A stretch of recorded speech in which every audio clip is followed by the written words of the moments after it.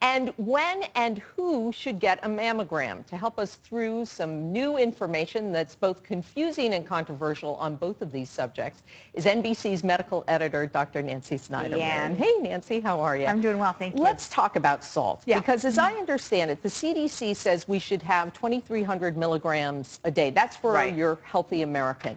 This new study raises the bar and then some. So what does it say? So it basically says that Americans who haven't been listening to the guidelines, because we do consume more salt, may not be so wacky after all.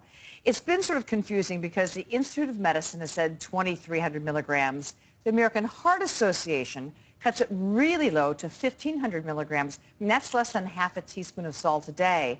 And they've done that saying that if you eat too much salt, you raise your chance of heart disease, high blood pressure, kidney disease, etc.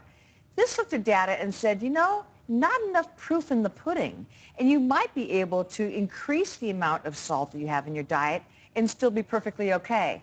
Now we're talking about otherwise healthy people. Yeah, because I was going to say, if heart disease is the #1 killer in this country, wouldn't that sort of lead you to believe that we are consuming so much salt, since it does have a negative impact on your body? So then they have to ask what comes first, you know, the cart or the horse.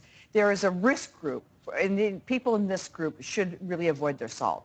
African Americans, because they have a higher chance of having high blood pressure, people with high blood pressure, diabetics, the obese, and anyone who's had a stroke or heart disease.